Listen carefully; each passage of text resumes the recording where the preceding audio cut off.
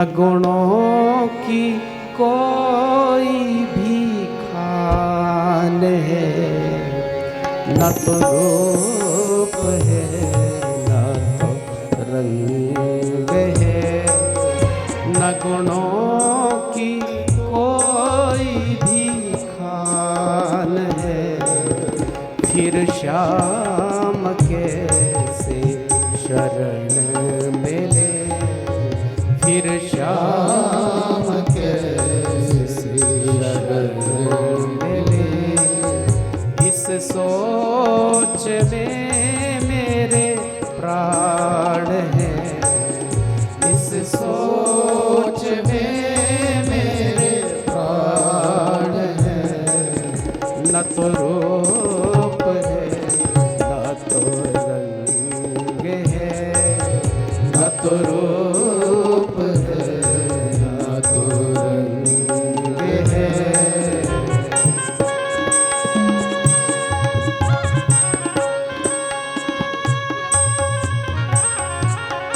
एक भी ऐसी योग्यता नहीं है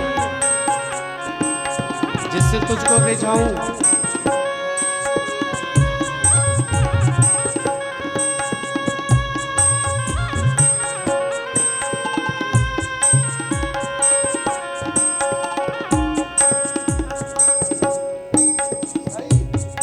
नफरत है जिनसे उन्हें सदा उन्हीं अवगुणों में हूँ बंधा। नफरत है जिनसे उन्हें सदा उन्हीं अवगुणों में हूँ बंधा। कली कुटिलता है कपट भी है, कली कुटिलता है कपट भी है। हठ भी है और अभिमान है, हठ भी है और अभिमान है। फिर श्याम शरण मिले। फिर श्याम कैसे शरण मिले। इस सोच में मेरे प्राण हैं, इस सोच में मेरे प्राण हैं। न तो रूप है न तो रंग है, न तो रूप है न तो रंग है।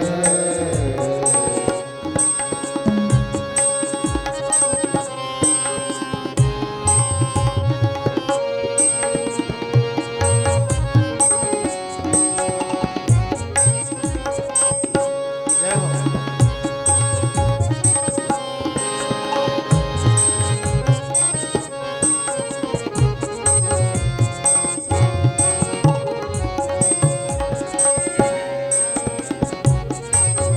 मन क्रम वचन से विचार से लगिला है इस संसार से।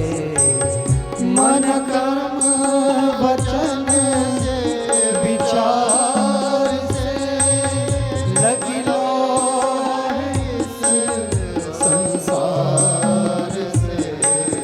पर स्वप्न में भी भूल कर, पर स्वप्न में भी भूल कर।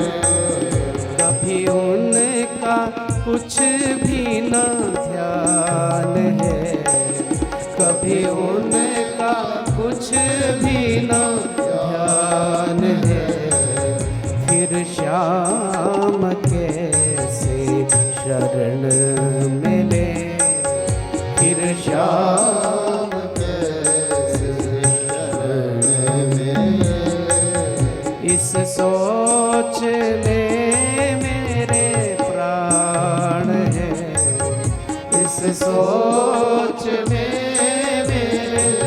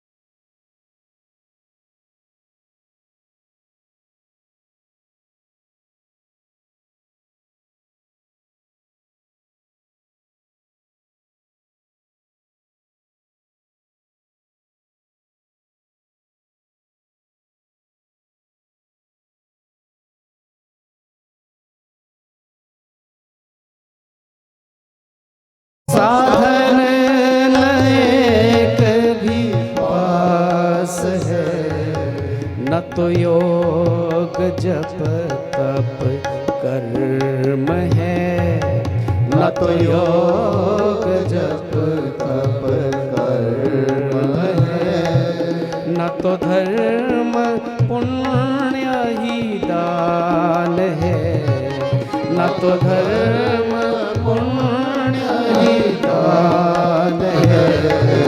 फिर श्याम कैसे शरण मिले, फिर श्याम कैसे शरण मिले। इस सोच में मेरे प्राण है, इस सोच में मेरे प्राण है। न तो रूप है न तो रंग है, न तो रूप है ना तो रंग है।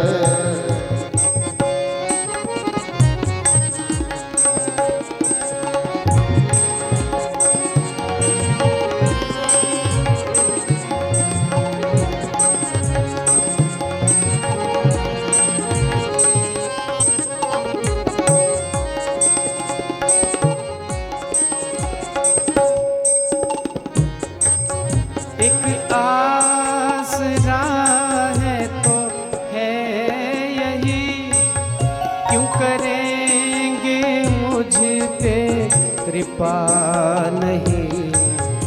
एक आसरा है तो है यही, क्यों करेंगे मुझ पे आसरा है, एक आस है। फिर भी भले ही कोई साधन नहीं है, कोई योग्यता नहीं है, फिर भी आस है मन में कि मुझ पर कृपा क्यों नहीं करेंगे। वो तो कृपा निधान है, वो कृपा क्यों नहीं करेंगे। भले ही मैं गुनहगार हूँ, लेकिन आप तो करुणा निधान है, आप तो करुणा निधान है, करुणा निधि है।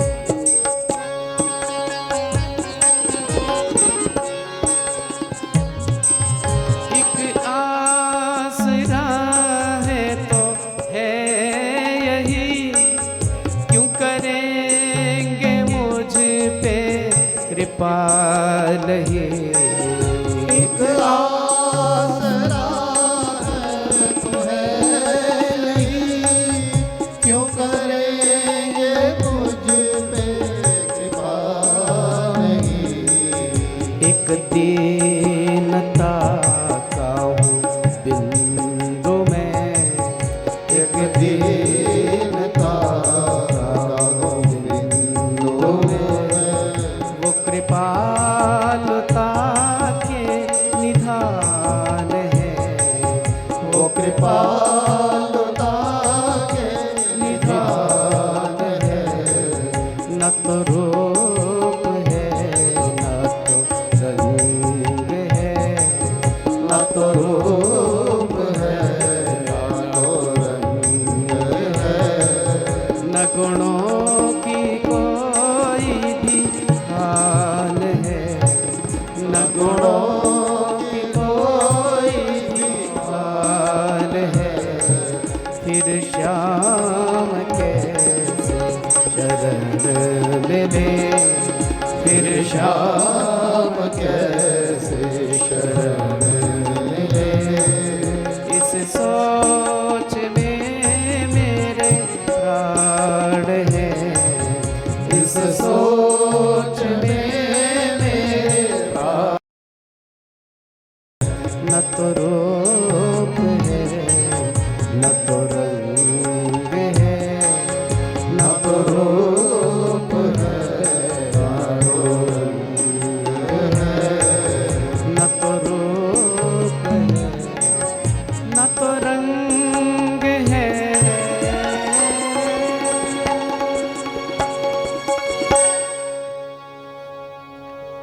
बोलिए भक्तवत्सल भगवान की जय।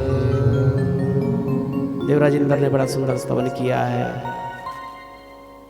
लग रही आस करूं ब्रजवास तरहटी गोवर्धन की मैं। इंद्र ने स्तवन किया है, प्रभु ने क्षमा भी कर दिया,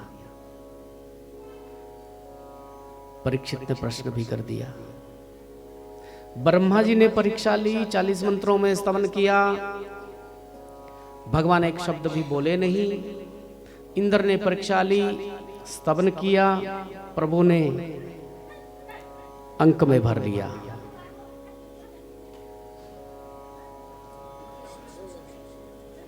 प्रेम से कहिए जय श्री कृष्ण।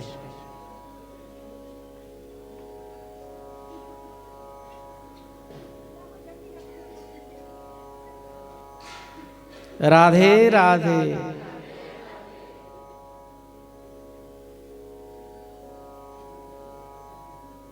श्री वृंदावन धाम की जय।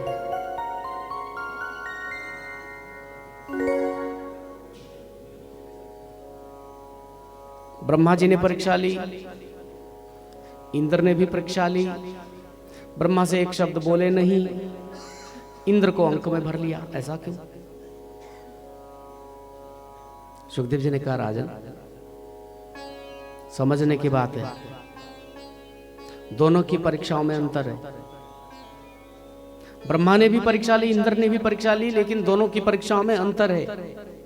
बोले अंतर क्या है? अंतर ये है कि ब्रह्मा की परीक्षा के कारण भगवान के जो सखा थे, भगवान के जो बछड़े थे, वो उनसे 1 वर्ष के लिए अलग हो गए।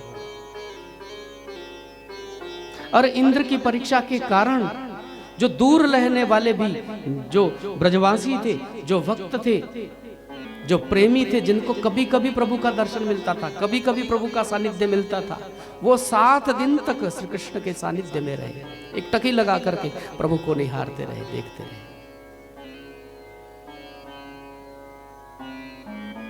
मानो प्रभु ये कहना चाहते हैं कि जो भक्तों को मुझसे दूर करता है, उनसे मैं कभी प्रसन्न नहीं हो सकता।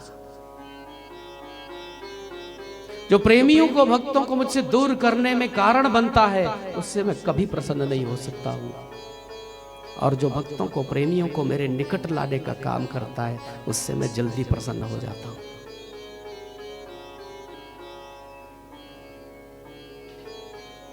इंद्र का मान मर्दन हुआ है।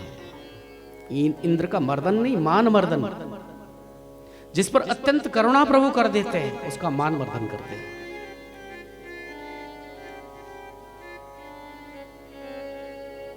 क्योंकि जीवन में किसी पद का मिल जाना, प्रतिष्ठा का मिल जाना, या धन का मिल जाना, विद्या का मिल जाना, ज्ञान मिल जाना, ये अभिमान के कारण हो सकते हैं। सभी लोग इसको डाइजेस्ट नहीं कर सकते। एक मेरे मित्र ने बहुत सुंदर बात कही। बोले पंडित जी एक बात कहूं? मैंने कहा हाँ कहिए। बोले पैसे की गर्मी सबसे बर्दाश्त ही नहीं होती। पैसे की गर्मी भी ऐसी होती है, उसको सब सहन नहीं कर सकते। मैंने कहा तो बिल्कुल सही बात कही आपने। तो इसी तरह से पद, प्रतिष्ठा, यश, ज्ञान, विद्या, इसकी गर्मी भी सब बर्दाश्त नहीं कर सकते। ये भी सबके वश की नहीं है। लेकिन ठाकुर जी किसी की परवाह नहीं करते। मालूम है वो किसकी परवाह करते? बोले जिसने उन पे डोर छोड़ दी,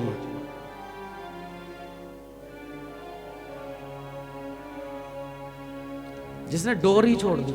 जैसे अर्जुन ने डोर दे दी थी उनके हाथ में। बोले मेरे रथ को आप ही चलाने वाले। जैसे महाभारत के युद्ध में आपने मेरा रथ चलाया, मेरे जीवन रूपी रथ को भी आप ही चलाना। मेरे जीवन के भी सारथी आप ही हैं। जो व्यक्ति इस भाव में पहुंच जाता है, उसके मन में अभिमान का अंकुर प्रभु कभी प्रस्फुटित नहीं होने देते।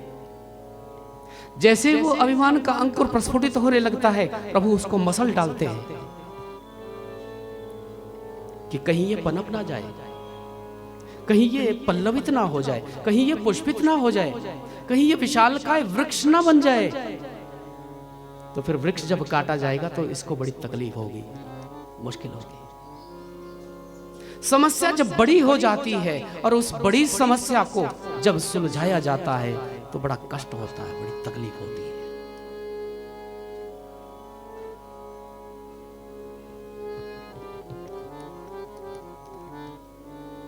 शरीर में कोई रोग हो जाए, बहुत छोटा रोग हो, समय रहते उसका पता चल जाए तो उसका ट्रीटमेंट हो जाता है, बड़ी आसानी से उपचार हो जाता है।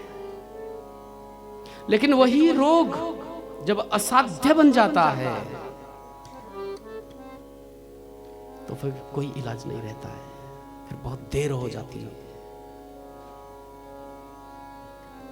फिर उस रोग को उपचारित करना बहुत कठिन है। और जब भी उपचार किया जाता है, फिर ट्रीटमेंट जब की जाती है, फिर जब ऑपरेट किया जाता है तो फिर कष्ट भी उतना ही होता है, व्यक्ति को कष्ट भी उतना ही होता है। इसलिए अपने प्रेमी के हृदय में कभी भी अभिमान का अंकुर ही पैदा नहीं होने देते प्रभु, उसको समय रहते मसल डालते हैं, कुचल डालते हैं।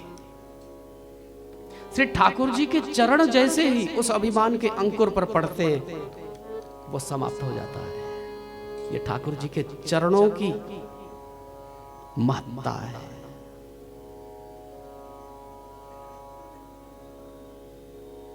इंद्र का मान मर्दन हुआ है। इसके बाद भागवत में कथा आई है, नंद बाबा ने एकादशी की है, रात्रि में ही उठ गए थे, जमुना में स्नान करने के लिए चले गए। वरुण लोक के गुप्तचर चुरा करके ले गए बाबा को। बहुत ढूंढा, बाबा मिले नहीं। तो ठाकुर जी तो जान ही गए थे कि वो कहां गए। ब्रजवासियों से कही कि मैं बाबा को ढूंढ करके लाता हूं, आप लोग प्रतीक्षा करिए। स्वयं चल करके श्री ठाकुर जी वरुण लोक पे पहुंचे। और जब वरुण लोक में पहुंचे थे तो वरुण ने इनका सुंदर स्वागत किया है, सत्कार किया है। आइए आइए, आज हमारा लोक भी पावन हो गया, पवित्र हो गया। आपके चरण पड़े हैं। फिर ठाकुर जी ने कहा, बोले आतिथ्य तो बाद में स्वीकार करूंगा, पहले तो मेरे बाबा को लाइए। क्यों लेकर के आ गए मेरे बाबा को? आपको मालूम नहीं कि मेरे बाबा हैं? वरुण ने कहा, हम तो लाए नहीं चुरा के। प्रभु ने कहा, अरे मेरे सामने इतना झूठ, मुझसे कोई छुपी रह सकती है बात? मुझे सब मालूम होता है, सब पता है। तो वरुण जी ने कहा, बोले मेरे कोई गुप्तचर लेकर के आए होंगे, उनको मुझे जानकारी नहीं है। वो लेकर के आए होंगे, लेकिन उनको तो मैं पुरस्कृत करूंगा, इनाम दूंगा उन गुप्तचरों को। प्रभु ने क्रोध की लीला की, बोले तुम कह क्या रहे हो, किससे बात कर रहे हो तुम?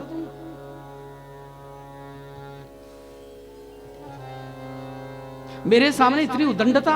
एक तो बाबा को चुरा करके लाए, और जिन गुप्तचरों ने उनको चुरा करके लाया है तुम कह रहे हो उनको पुरस्कृत करोगे, उनको इनाम दोगे? बोले हाँ, मैं उनको इनाम दूंगा कि वो रोज ही बाबा को चुरा करके ले आया करें। प्रभु, यदि वो बाबा को चुरा करके आना लाते तो क्या आपका आना होता? क्या आप आते यहाँ? मैं तो चाहता कि वो रोज बाबा को चुरा करके लाए और रोज आप यहाँ आया करें और हमें रोज दर्शन मिले, आपका सानिध्य मिले। सुंदर वार्ता हुई है, बाबा को छुड़ा करके वहां से लाए। जहाँ पर कृपा राम के होए, ता पर कृपा करे सबको।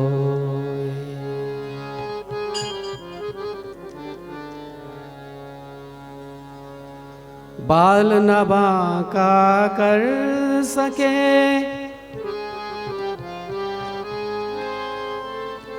जा जग बैरी होए।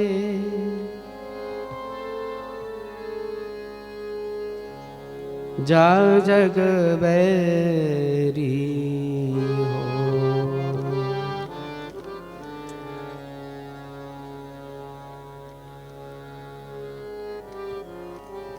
ब्रजवासियों को सुंदर आनंद देते देते प्रभु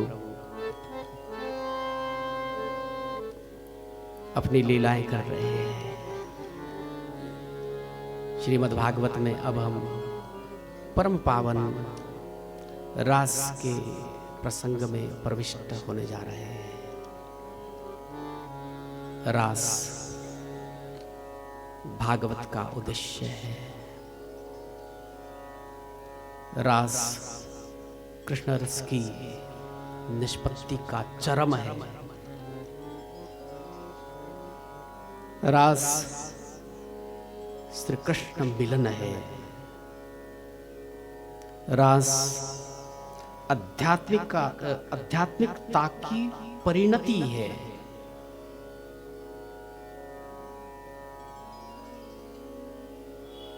ये चरम है।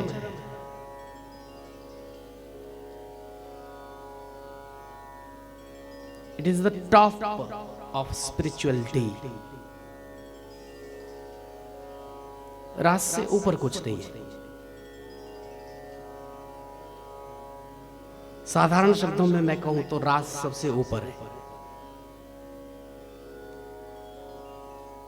श्रीमद् भागवत में जितनी भी कथाओं का वर्णन हुआ है अब तक, वो रास तक पहुंचने के लिए भूमिका मात्र थी। उद्देश्य रास है।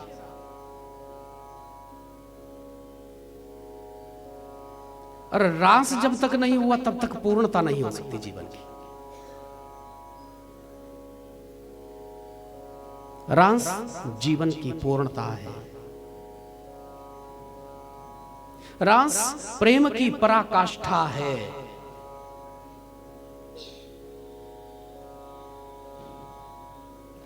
रास भक्ति की परिणति है।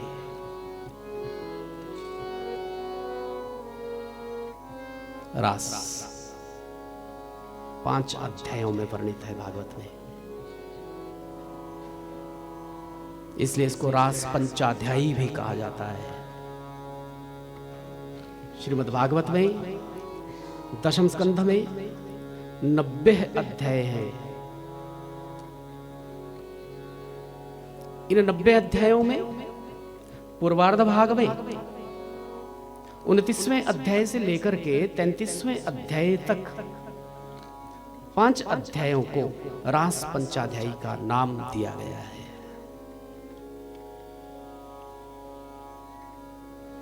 संत कहते हैं कि भागवत है कृष्ण,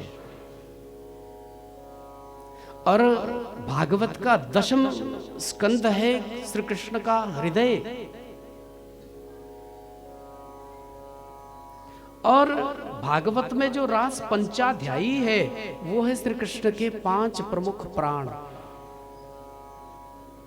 प्राण, अपान, उदान, समान, व्यान, 5 प्रकार के प्राण होते हैं। ये 5 प्राण हैं 5 रास के अध्याय, रास पंचाध्यायी। अब इनमें भागवत के प्राणों को स्पर्श करने के लिए हम चेष्टा कर रहे हैं। और प्राण सूक्ष्माति सूक्ष्म होते हैं, जो ढूंढने पर मिलते ही नहीं है। वैज्ञानिक आज भी सर्च कर रहे हैं कि ये है क्या चीज। सूक्ष्माति सूक्ष्म तत्व है प्राण, और सूक्ष्माति सूक्ष्म तत्व को पकड़ने के लिए, उसको जानने के लिए बड़ा पावरफुल माइक्रोस्कोप चाहिए।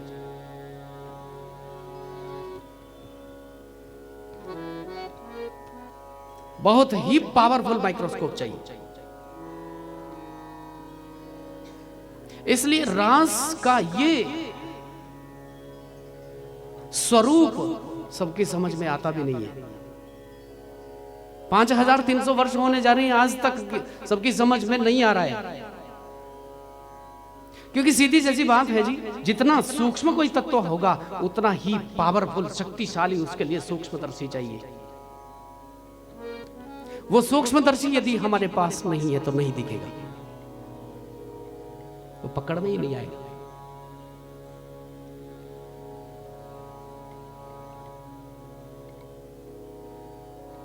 और ये सूक्ष्माति सूक्ष्म है।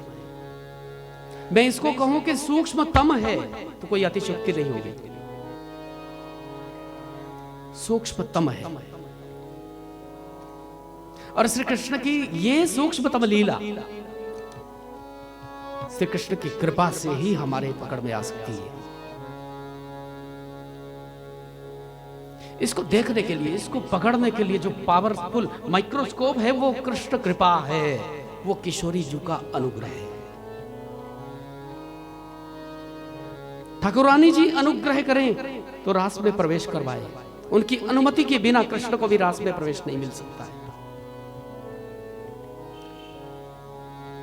रासमंडल में प्रवेश करने के लिए श्री ठाकुर जी को भी ठाकुरानी से अनुमति लेनी पड़ती है।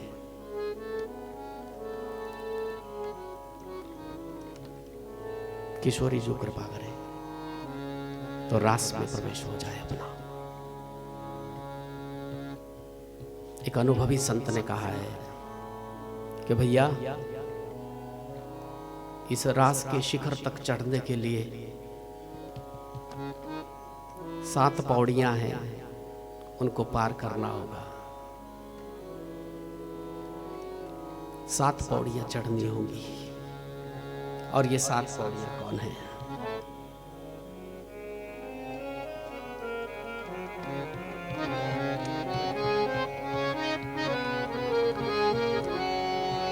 प्रथम सुमिरी भागवत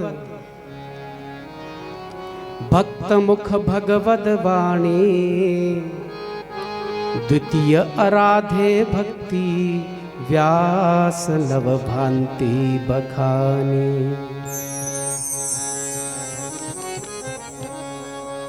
तृतीय करे गुरु समुझी, दक्ष सर्वज्ञ रसीलो। चौथे होए विरक्ति, बसे वन राज वसीलो। और 5 भूले देह सुधी, तब छठे भावना रास की। 7 पावे रीति रस, श्री स्वामी हरिदास की। पहला सोपान इस शिखर तक पहुंचने के लिए पार करना होगा। प्रथम सुमिरी भागवत भक्त मुख भगवद वाणी। भक्त के मुख से निकलने वाली भगवद वाणी, इस भागवत का सुमिरन करना होगा, भागवत का आश्रय लेना होगा। ये पहला सोपान है। जिसने भागवत का आश्रय जीवन में नहीं लिया वो पहले सोपान पे भी पैर नहीं रख सका है। और द्वितीय आराधे भक्ति, दूसरा सोपान है। श्रवणम कीर्तनम विष्णु, स्मरणम पाद सेवनम, अर्चनम वंदनम दास्यम, सख्यम आत्मनिवेदनम। प्रहलाद जी ने जो वर्णन किया नवदा भक्ति का, भगवान के नाम को सुनना पहली भक्ति है, उनके नाम को गाना दूसरी भक्ति है, उनकी याद कर लेना तीसरी भक्ति है, उनके चरणों की सेवा करना चौथी भक्ति है, उनका अर्चन करना पूजन करना पंचम भक्ति है, उनको वंदन करना षष्ठम भक्ति है, उनका दासत्व स्वीकार कर लेना सप्तम भक्ति है। श्री ठाकुर जी को अपना सखा मान लेना, मित्र मान लेना, ये अष्टम भक्ति है। और सर्वस्व अपना समर्पित कर देना, ये नवम भक्ति है। द्वितीय आराधे भक्ति व्यास नव भांति बखानी, जो नव भांति व्यास जी ने वर्णन किया है, इस नवदा भक्ति को अपने जीवन में उतारने का प्रयास करना होगा, जीवन में उतारना होगा। आचरण में लाना होगा, व्यवहार में लाना होगा। द्वितीय आराधे भक्ति, इसका आराधन करना होगा। आराधे का मतलब इसको आचरण में लाना होगा, तो दूसरा सोपान पार होगा। फिर तृतीय करे गुरु समुझी। तृतीय सोपान, गुरु बिन भवनिधि तरई न कोई, जो विरंचि शंकर सम होई। गुरु के बिना कोई भवनिधि को पार नहीं कर सकता।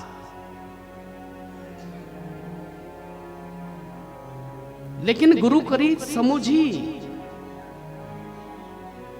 गुरु करो जानकर, पानी पियो छानकर। जय श्री कृष्ण बोलो।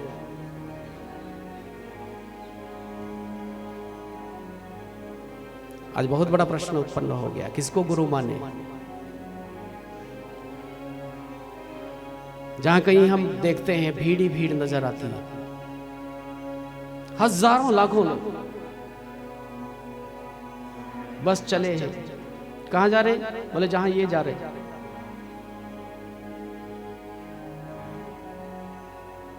जहां भीड़ दिखी वहां और भीड़। ऐसे ही तो कर रहे हैं ना हम लोग, और इस बात का फायदा उठा रहे कुछ लोग। इस अंधेपन का फायदा उठा रहे कुछ लोग।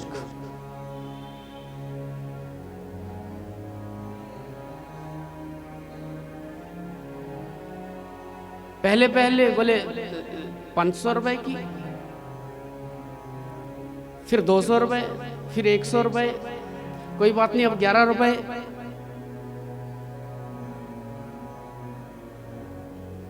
जैसे सब्जी मंडी में सब्जी होती ना, हाँ वो दुकानें लगती है पहले सुबह सुबह 50 रुपए, फिर दिन में जाओ तो 30 रुपए, शाम के समय फिर 10 रुपए भी। ऐसे गुरु मंत्र बिक रहा है, गुरु मंत्र बिक रहा है ऐसे। ये विडंबना है। कोई आवश्यकता नहीं है। बहुत सावधानी पूर्वक आप इस बात को सुनना। कोई नहीं मिलता है गुरु तो जरूरत ही नहीं है। शिष्यत्व पैदा करिए अपने भीतर, प्रभु मिलन की प्यास पैदा करिए। गुरु तुझे ढूंढता हुआ आएगा। गुरु को ढूंढने की आवश्यकता नहीं है। कोई जचता नहीं है आंखों में तो हनुमान जी को गुरु बनाइए।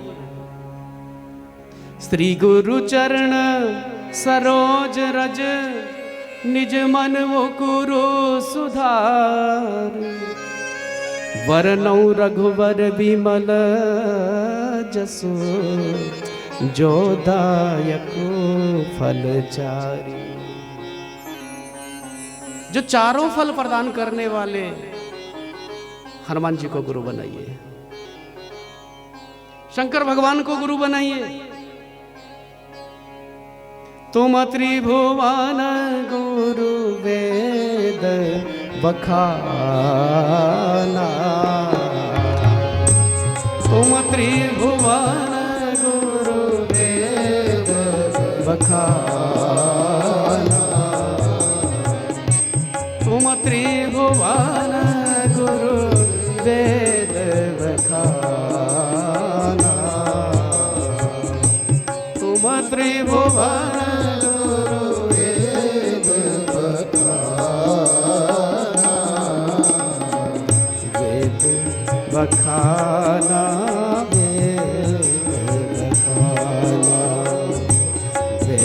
बखाना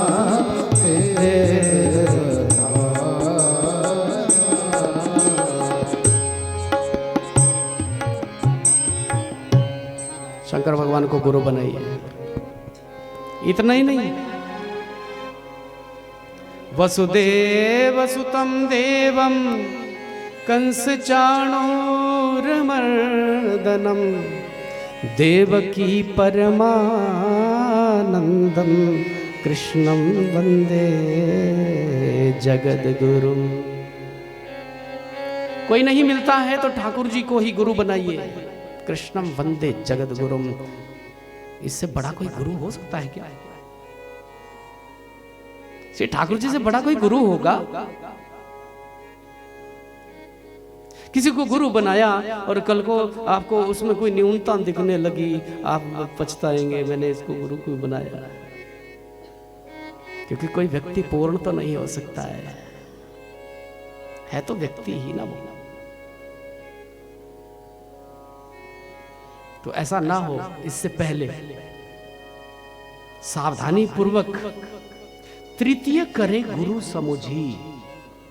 अब देखो यहां पर संत ने बताया है कैसा चाहिए। बोले दक्ष, सर्वज्ञ, रसीलो, 3 गुण होने चाहिए उसमें। पहला गुण गुरु दक्ष होना चाहिए। दक्ष माने निपुण, निष्णात होना चाहिए अपने विषय में। वो कोई भी हो सकता है।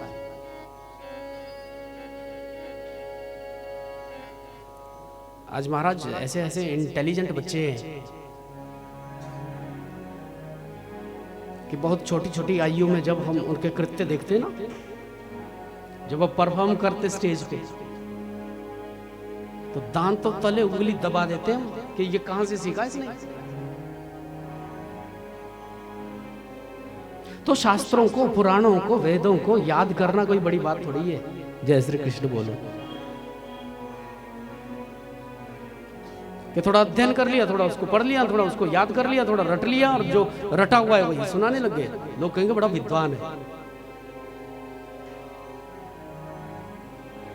कभी कोई व्यक्ति हमारे सामने परफॉर्म करता है, महाराज हमें लगता है कि ये इतनी जटिलता, इतनी आड़ी तिरछी, ये कैसे हो रहा है? लेकिन उसने तो रियाज किया है, उसके लिए मुश्किल नहीं है। उसने रियाज किया है, वो रियाज से वो संभव हो पाया है। और जब सामने परफॉर्म कर रहा है, हमें लग रहा है कि ये तो बड़ा मुश्किल है, ये कैसे हो गया? तो केवल जो रियाज करे, जो केवल रट ले किसी वस्तु को, वो दक्ष हो सकता है,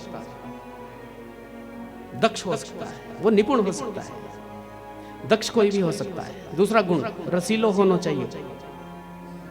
सूखा ज्ञानी गुरु रास में प्रवेश नहीं करवा पाएगा।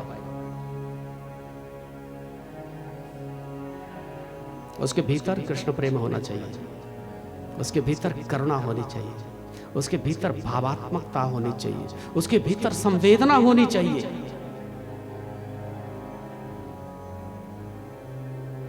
जिसके भीतर संवेद का ही विकास नहीं हुआ, वो क्या रास में प्रवेश करवाएगा? और तीसरा गुण बड़ा विचित्र बताया था, बोले वो सर्वज्ञ होना चाहिए।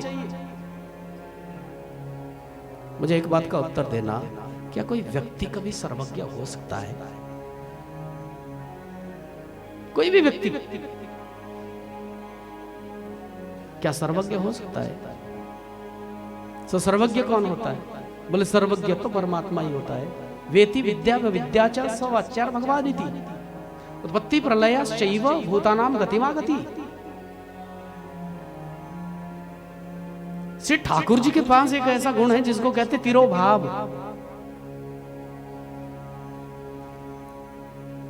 तुम कहां जाओगे, कहां ठहरोगे, कितने दिन रहोगे, किससे मिलोगे, उसके साथ कितनी देर बात करोगे,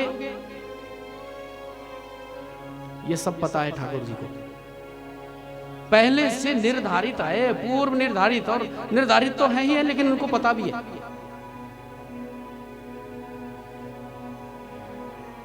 कौन सी आत्मा कौन सा शरीर धारण करेगी, कितने समय तक उस शरीर में रहेगी, उसके बाद कौन सा शरीर धारण करना है, उसके बाद कौन सी आत्मा से उसका मिलन हो रहा है, कहां कौन हमें व्यक्ति मिलेगा,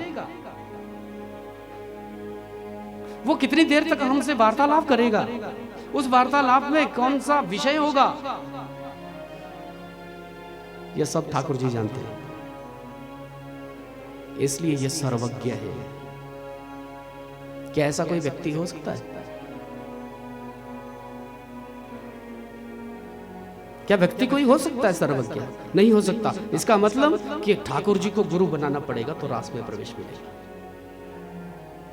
और फिर चौथे होए विरक्ति बसे वनराज वसीलो।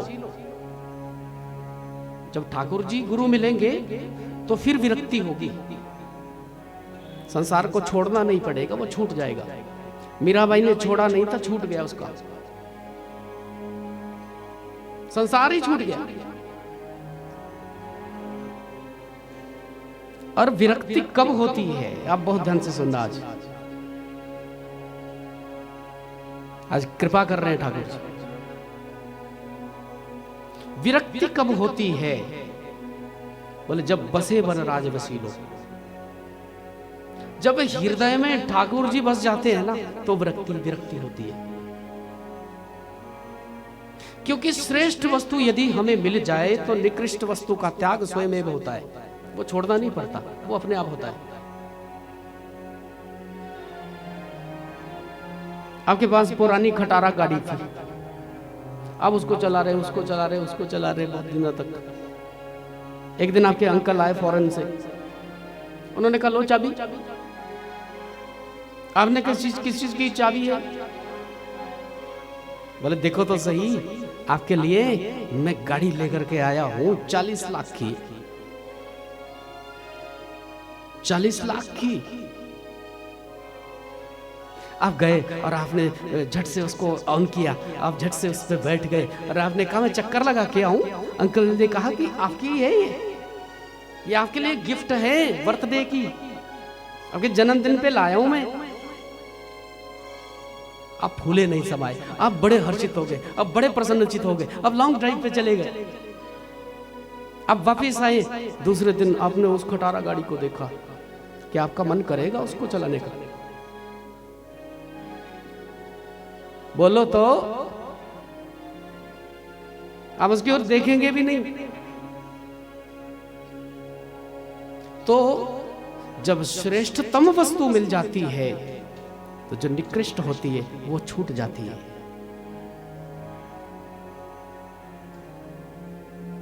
प्रवृत्ति में ही निवृत्ति छुपी हुई है, बिना प्रवृत्ति के निवृत्ति नहीं हो सकती है। और प्रवृत्ति जब ठाकुर जी के चरणों में हो जाती है तो संसार से निवृत्ति स्वयं में होती है, वो करनी नहीं पड़ती, हो जाती है। और पांचे भूले देह सुधी, फिर देह सुधी भूल जाती है जो गोपियों को भूल गई थी। गोपियां कृष्णमय हो गई, वो स्वयं को गोपी समझती नहीं, भूल गई अपने आप को। जो स्वयं को भूल जाता है वो ठाकुर को पा जाता है। कि तेरा पता पाने चला प्रभु, मुझे तेरा पता नहीं। जब मुझे तेरा पता चला तो मुझे मेरा पता नहीं। लाली मेरे लाल की जित देखूं तित लाल, और लाली देखन में चली मैं भी है गई लाल। जब उसको पा लिया तो अपना पता नहीं रहा। मिटा दे अपनी हस्ती को गर कुछ मर्तबा चाहे, कि दाना खाक में मिलकर गुले गुलजार होता है। स्वयं को मिटाना होगा।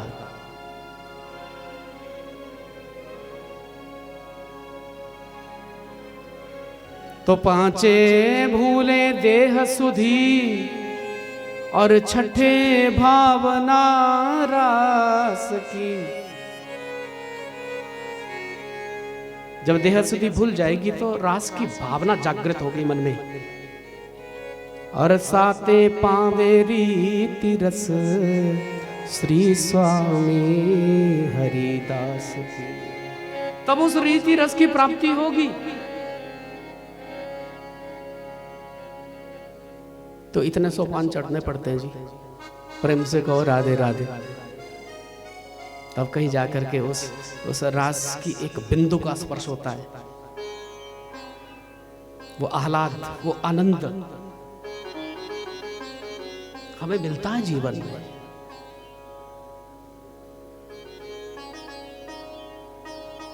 और इसकी अधिकारिणी हुई है ब्रजांगनाएं,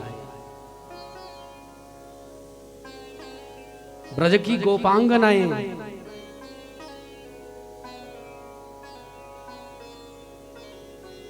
भक्ति की सर्वोत्तम आचार्य हैं।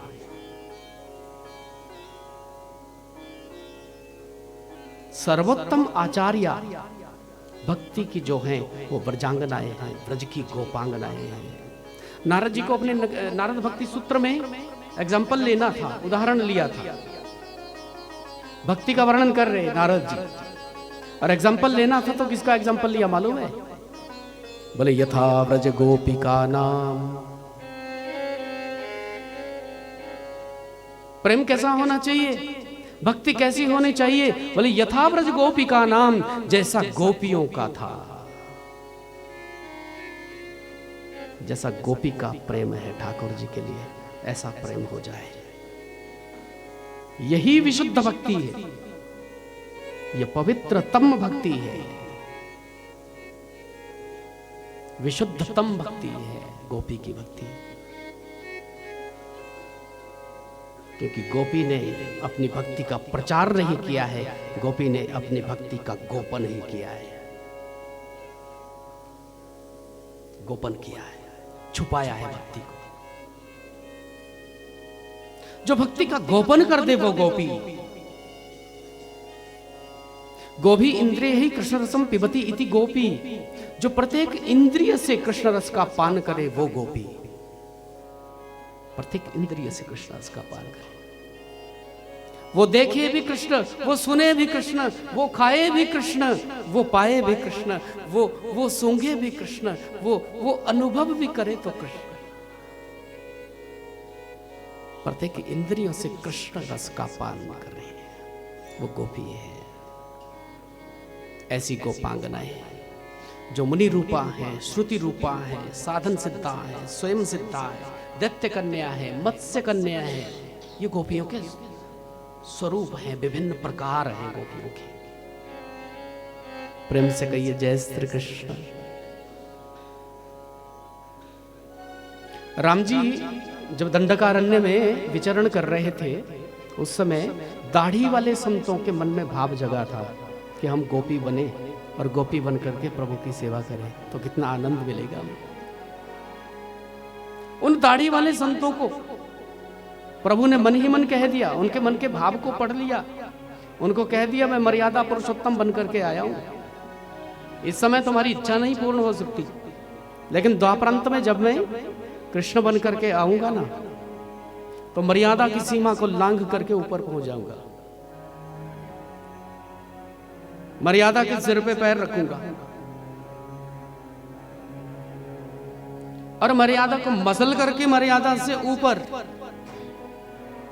प्रेम की परिणति में जब पहुंचूंगा तो तुम गोपी बनना मेरे लिए। ये दाढ़ी वाले संत गोपी बने,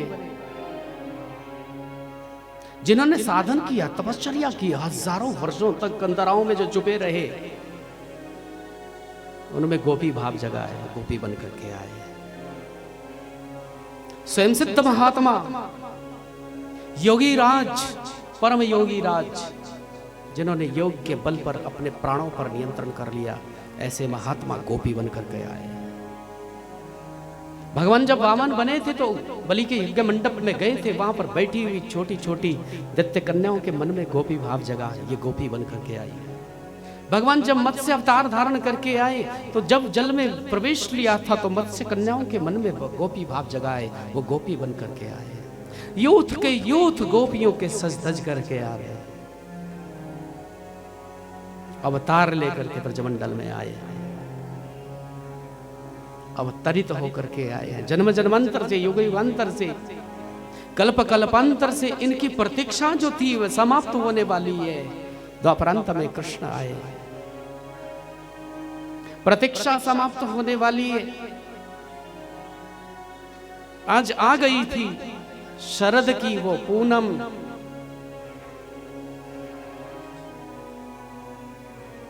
पूर्व दिशा से चंद्रदेव उदित होने के लिए उद्यत है और प्रेम की लालिमा पूर्व दिशा में छा गई है। गोपांगनाएं इसी रात्रि की प्रतीक्षा में थी, इसी रात्रि की प्रतीक्षा में थी। और सुखदेव जी ने कह दिया, भगवान पीता रात्रि ही शरदोत फुल्ल मल्लिका विक्षरन्तु मनश्चक्रे योग मायामुपाश्रिता। रास का प्रथम मंत्र है 29वें अध्याय का, दशम स्कंद के 29वें अध्याय का पहला मंत्र है और इसमें पहला शब्द है भगवान। भगवान अपि तारात्रि ही शरदोत फुल्ल मल्लिका। पहला शब्द क्या है जी? भगवान।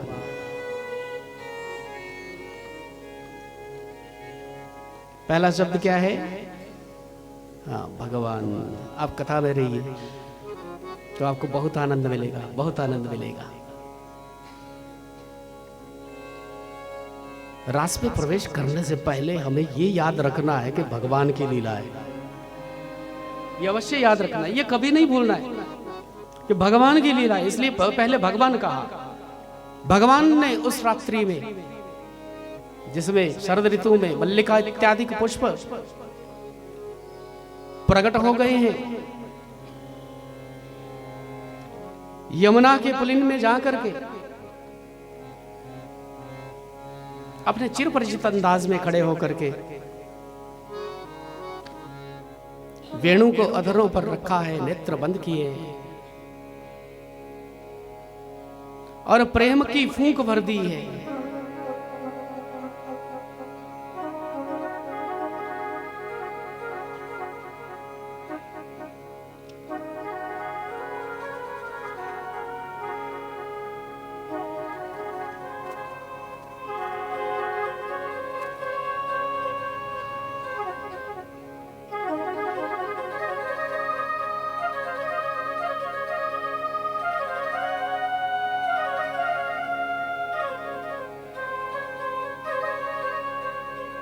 श्याम सुंदर के वेणु का सुंदर निनाद हुआ।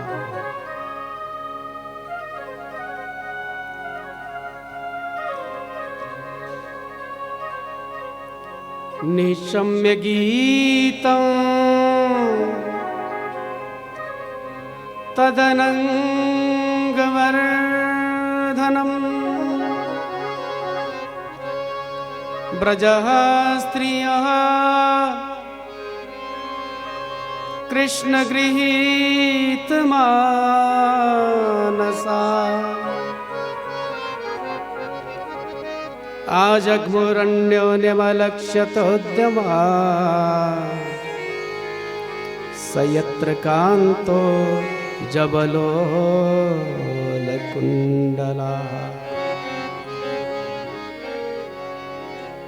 अनंग का वर्धन करने वाला ये गीत जब प्रस्फुटित हुआ, गोपियों को इसमें अपना नाम सुनाई दिया है, अपना अपना नाम सुनाई दे रहा है कि आज आए हैं ठाकुर जी यमुना के पुलिन पर और मुझे बुला रहे, मेरा नाम पुकार रहे हो, मुझे जाना चाहिए। तो जिस कार्य में गोपी लगी थी उसको अधूरा में छोड़ करके ठाकुर से मिलने के लिए दौड़ पड़ी।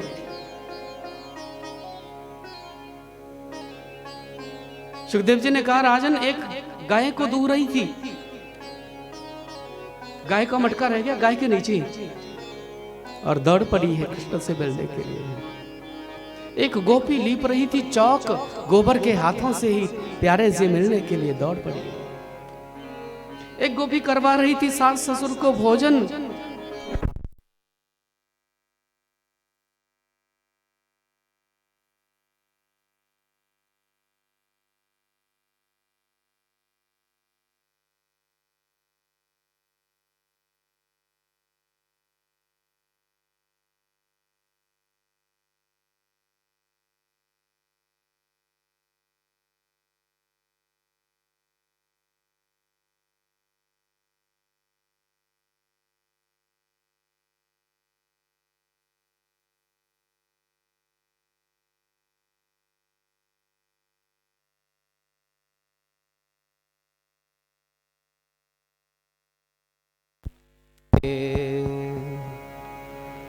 हरे राम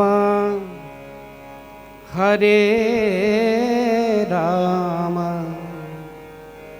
राम राम हरे हरे।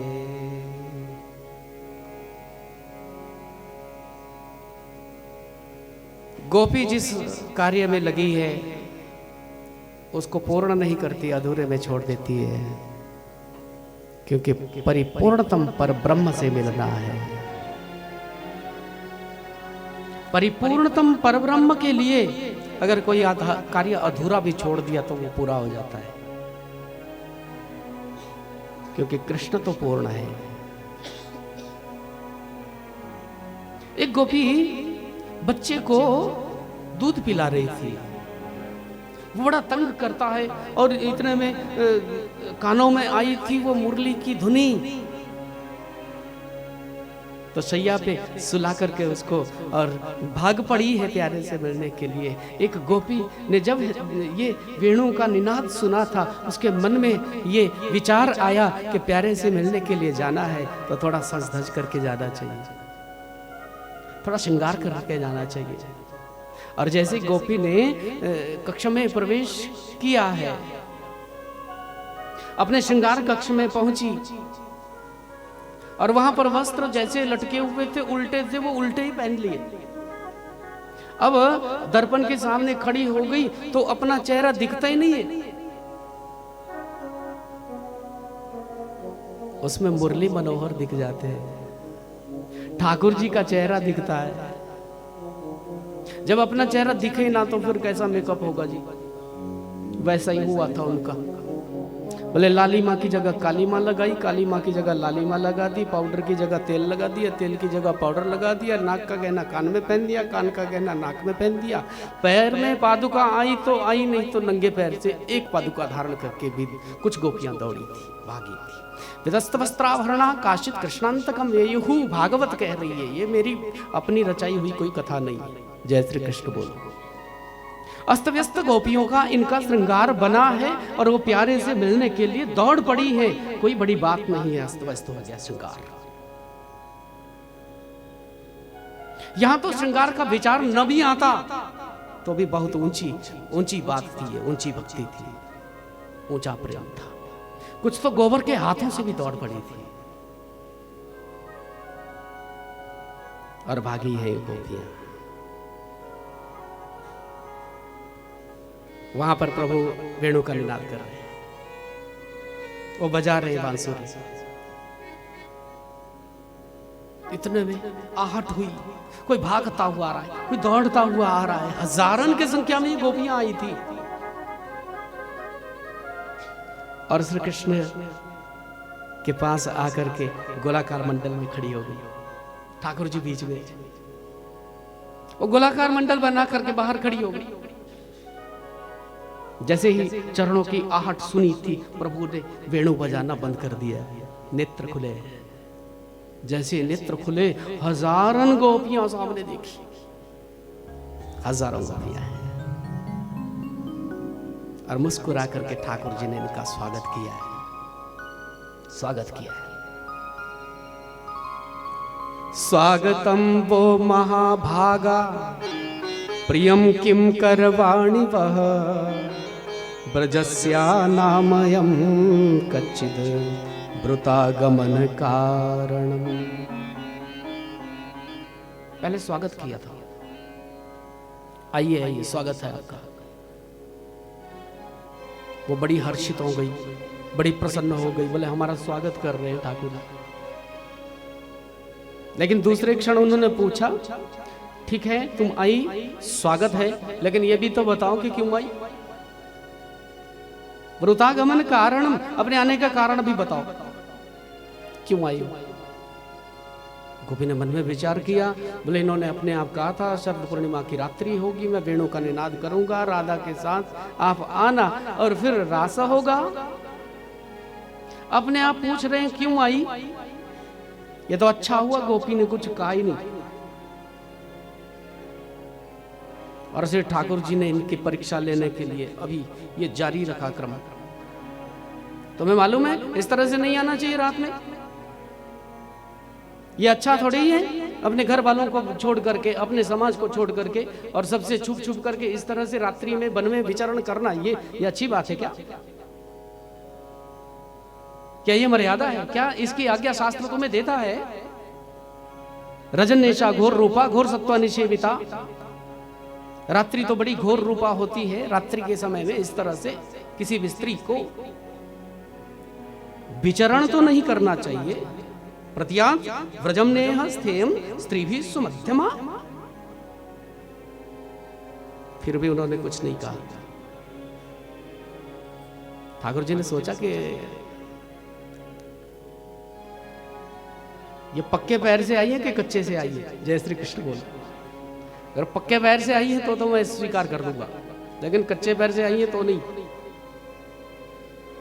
तो अभी परखना पड़ेगा। ओहो, समझ गया। उन्होंने कहा बोले क्या समझ गया? ठाकुर जी ने कहा सब समझ गया। तुम वन की सुंदरता देखने के लिए आई। कितना सुंदर लग रहा है वृंदावन आज। शरद पूर्णिमा की रात्रि है, अभी चंद्रदेव उदित होने वाले और लाली माँ तो पहले ही आ गई। कितनी सुंदर वो लाली पूर्व दिशा थी। और ऐसे में जो पुष्प खिले,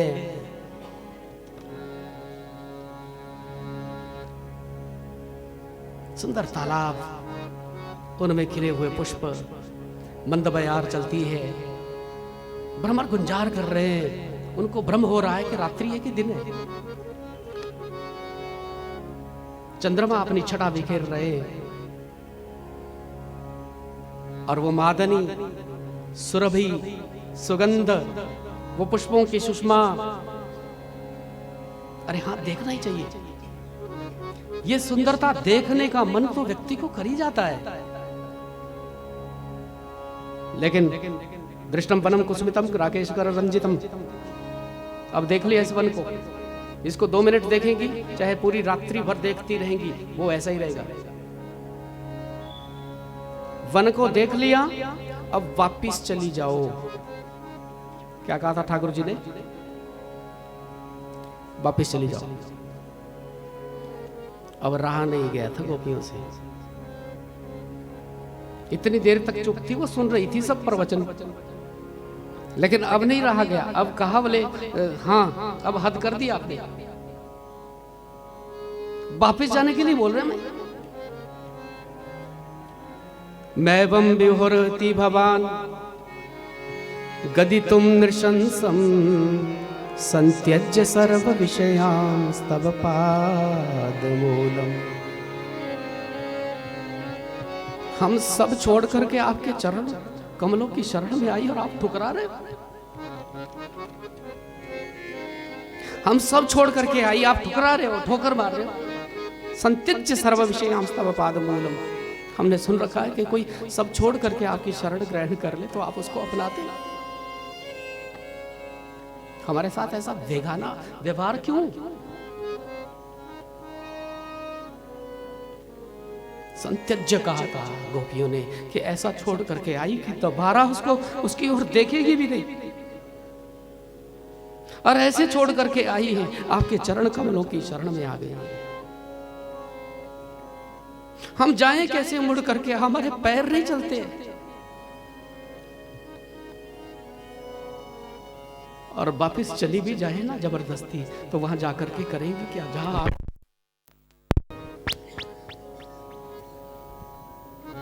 प्रेम से कहिए जय श्री कृष्ण। वहां जाकर के क्या करेंगे हम? जहां आप नहीं है वहां गोपी कैसे रह सकती है? जहां कृष्ण नहीं है, बिना कृष्ण के गोपी का अस्तित्व ही कैसे हो सकता है? बिना कृष्ण के गोपी ही नहीं है। कृष्ण है तो गोपी है, अगर कृष्ण नहीं है तो गोपी भी नहीं है।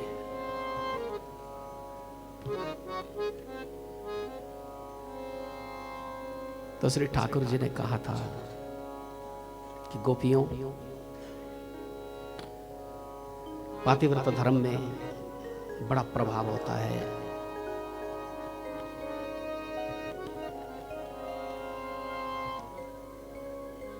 जीवन में एक स्त्री को, अपने पति को भगवान समझना चाहिए। अपने पातिव्रत धर्म में पवित्रता से जो कोई नारी अगर रहती है तो उसका पातिव्रत धर्म इतना प्रतापी होता है कि देवता लोग भी उसके सामने आकर के झुक जाते हैं। अनुसुईया ने तो त्रिदेवों को बाल रूप में परिणत कर दिया था, शिशु बना दिया।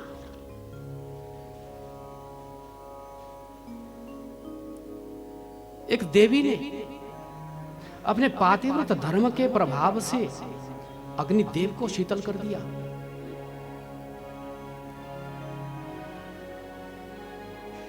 एक परिवार था, पति पत्नी उसमें रहते थे, एक छोटा सा बच्चा 1.5 वर्ष का, 3 का ही परिवार, छोटा सा परिवार था और लकड़ी बेच करके गुजारा करते पति देव। आज संध्या के समय लकड़ी का गट्ठा लेकर के आए, लकड़ी का गट्ठा दूर फेंका और बरामदे में बैठी थी पत्नी, पास में आकर के बैठ गए। बहुत थके हैं और पसीना भी आ गया है, श्रम हुआ है। पत्नी के पास में आकर के बैठे, गोद में सिर रखा, उनको नींद आने लगी और इस पतिव्रता देवी ने अपने पतिदेव को पंखा करना शुरू कर दिया। वो पंखा कर दिया।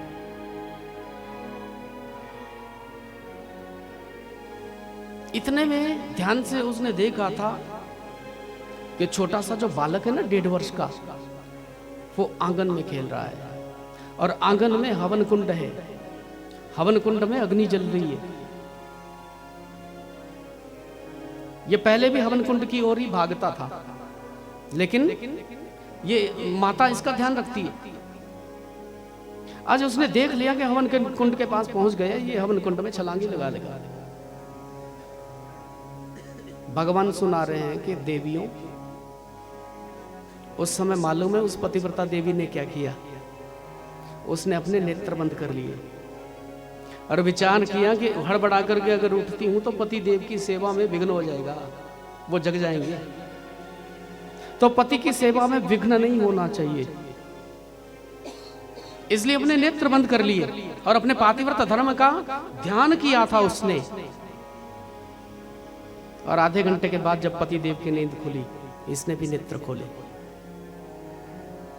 जैसे नेत्र खोले, उस पतिव्रता देवी ने देखा था कि बालक ने हवन कुंड में छलांग लगा दी थी।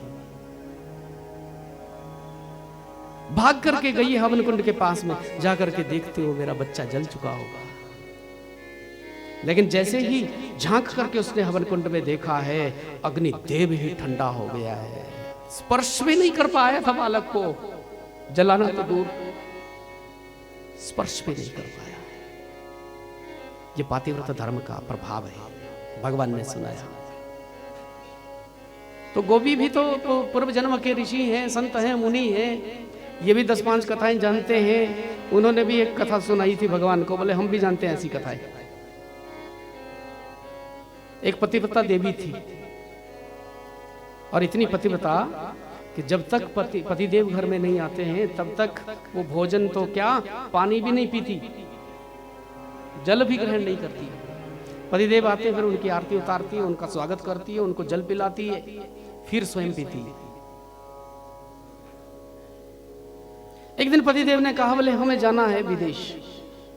मल्टी लेवल ये कंपनी में वो काम करते थे, तो उन्होंने कहा हमें विदेश जाना है, हमारा टूर है। अब वो भोली भाली थी गांव की, उसने कहा बोले विदेश क्या होता है, शाम को वापस आएंगे ना आप। उसने मुस्कुरा करके कहा, बोले वो नजदीक नहीं होता, दूर होता है और टाइम लगता है। तो टाइम कितना लगेगा? बोले साल भर तो लग ही जाएगा ना। साल भर मतलब हाँ 365 दिन। 365 कितने होते हैं मुझे नहीं पता, कोई बात नहीं, तुम प्रतीक्षा करना। जब शाम होगी एक लकीर लगाना शाम होगी तो एक लकीर मिटाना, मैं 365 लकीरें लगा रहा हूं दीवार पे। और नित्य प्रति का नियम रखना, शाम को पूजा के बाद एक लकीर मिटाना। जब ये सारी लकीरें मिट जाएगी तो हम आ जाएंगे। जय श्री कृष्ण बोलो। तो उसने कहा तब तक मैं क्या करूंगी, मैं तो पानी भी नहीं पीती आपके बिना। पतिदेव ने कहा कोई बात नहीं, इसका उपाय मैंने सोच रखा है। तुम ऐसा करना, मेरे फोटो को रखना सामने पूजा गृह में, तस्वीर को रखना, और उसको मैं समझ करके उसको जल चढ़ाना, फिर पी लेना। हाँ बोले ये ठीक रहेगा। अब पतिदेव की तस्वीर बना करके वो बढ़िया पूजा गृह में रखी है, और 1.5 घंटे सुबह 1.5 घंटे शाम को वो पूजा करती है। उसके बाद भोजन ग्रहण करती है। एक दिन पूजा कर रही थी, पूजा में थोड़ा देर हो गई, 11 बज गए, 12 बज गए, वो पूजा में लगी है। इतने में दरवाजे पर दस्तक हुई। कौन है? हम पूजा कर रहे हैं। पतिदेव ने कहा हम आ गए। ओहो आप आ गए, पहचान गई। तो गोपी ने भगवान श्री कृष्ण से प्रश्न किया था कि आप ज्ञानी जी हमें उत्तर दीजिए कि उस देवी को उस समय क्या करना चाहिए। अभी पूजा में आधा घंटा और लगेगा, जून का महीना है और तपती गर्मी में पतिदेव खड़े हैं बाहर। उसको पूजा पूरी कर लेनी चाहिए या जाकर के द्वार खोलना चाहिए? बोलो जय श्री कृष्ण। अगर मैं आपसे पूछूं कि क्या करना चाहिए उसको, बोलिए ना, क्या करना चाहिए? सुना ही नहीं दे रहा। पूजा करनी, हाँ द्वार खोलना चाहिए। तो भगवान ने भी यही उत्तर दिया था। भगवान ने भी यही उत्तर दिया था। बोले इतना मूर्ख समझ लिया हमें, इतना भी ज्ञान नहीं है क्या हमें, जाकर के द्वार खोलेगी एकदम से? जब सचमुच के पति आ गए तो फिर झूठे के पति की सेवा करने की क्या जरूरत है? वो फोटो तो तब तक था जब सचमुच के पति नहीं मिले, और सचमुच के पति देव आ गए तो फोटो की जरूरत नहीं। गोपी ने कहा आपने न्याय कर लिया, अपने श्रीमुख से आपने न्याय कर दिया। जब तक हमें आपके विषय में ज्ञान नहीं था, जब तक हमें पता नहीं था कि आत्मा का पति जो है वो परमात्मा ही होता है, तब तक हम अपने शरीर के पति को ही अपना पति समझती थी, अपना भगवान समझती थी। जब हमें पता चल गया कि भगवान तो आप हैं और जो आत्मा के पति परमात्मा है वो आप ही हैं, तो फिर झूठे के पति की सेवा क्यों करें हम? जब आप हमें मिल गए, जब सचमुच के पति मिल गए, तो फिर झूठे के पति की सेवा करने की क्या जरूरत है? जय श्री कृष्ण बोलो। तो ठाकुर जी हार गए। जब हार हो जाती है ना खेल में, तो फिर सजा भुगतनी पड़ती है। ठाकुर जी ने कहा हम हार गए, अब जो भी सजा दोगी वो मंजूर है। गोपी ने कहा सजा ये है कि हमारे साथ में आपको नृत्य करना पड़ेगा, नाचना पड़ेगा। उन्होंने कहा बोले बचपन से आप नचाती तो आ रही हैं, कभी छाछ के लिए, कभी किसी कार्य के लिए, कोई बात नहीं, आज भी नाच ही जाएंगे। और उसी समय गोलाकार मंडल बना है, बीच में राधा और कृष्ण है, और चारों ओर हजारों गोपियां हैं। नृत्य प्रारंभ हुआ है। गोपी के मन में ये भाव जगा था कि कृष्ण तो राधा के हैं, वो राधा के साथ में ही नृत्य करते हैं। उसी समय उनके मन के भाव को पड़ा है, और ठाकुर जी ने उतने ही रूप धारण किए जितने गोपियां हैं। दोए दोए गोपी बीच बीच माधव, जितनी गोपियां उतने ही कृष्ण बन गए। और रास नृत्य प्रारंभ हुआ। जैसे ही नृत्य प्रारंभ हुआ था तो गोपी को अपने कृष्ण दिखते हैं, दूसरे दिखते ही नहीं है। गोपी के मन में अभिमान हो गया, मैं ज्यादा सुंदरी हूं, मेरे साथ में प्रभु नृत्य करते, मेरे साथ में ठाकुर जी नाच रहे हैं। तो जब अभिमान हुआ तो तत्रैव अंतर्धीयते। सुखदेव जी कहते हैं भगवान वहां से अंतर ध्यान हो गए, किशोरी जी को लेकर के ही अंतर ध्यान हो गए। क्योंकि गोपी को अभिमान हुआ। उनका अभिमान तोड़ने के लिए, राधा का मान रखने के लिए ठाकुर जी वहां से अंतर्धान हुए। अभिमान और मान में क्या अंतर होता है, जल्दी से आप समझिए। अभिमान होता अपने रूप का, अभिमान होता अपने गुण का, अभिमान होता अपने पद का, अभिमान होता अपनी प्रतिष्ठा का, अभिमान होता अपने यश का, अभिमान होता अपने धन का, अभिमान होता अपनी प्रॉपर्टी का, और मान होता है अपने आत्मीय के प्रति रूठने का भाव। श्री राधा जी ने रूठने की लीला करी है। जैसे हमारे साथ नृत्य करते वैसे गोपियों के साथ भी वे नृत्य कर रहे हैं। तो ठाकुर जी उनका मान रखने के लिए और गोपियों का अभिमान तोड़ने के लिए वहां से अंतर्ध्यान हुए। जाएंगे कहां, बोले अंतर्हित हुए, उनके भीतर ही छुप गए। अब ढूंढो कहां ढूंढो, अंदर ही छुप गए। और वो ढूंढने लगी बाहर, और वन वन में ढूंढ रही है, वन वन में ढूंढ रही है।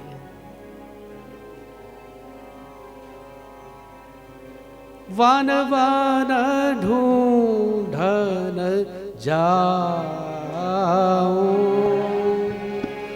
वन वन ढूंढन जाऊं,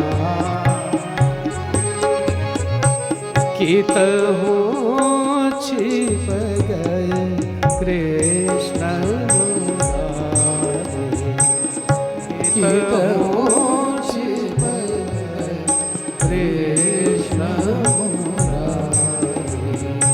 वन वन ढूंढन जाऊं,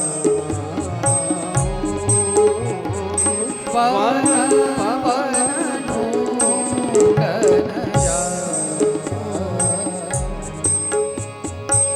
कितहु छिप गए कृष्ण मुरारे, कितहु छिप गए कृष्ण मुरारे।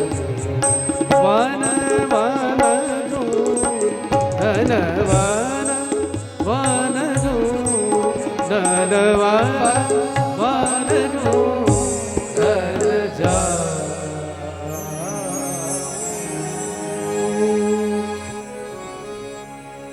ढूंढा है गोपियों ने,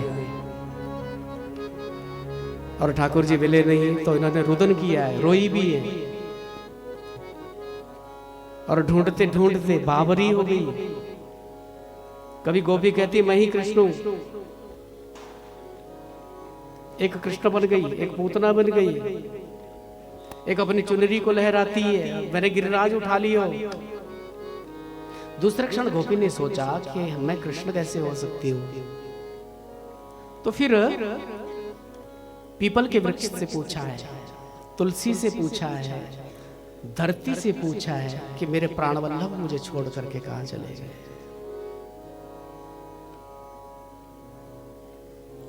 रोती रोती गोपियां एक स्थान पर पहुंची है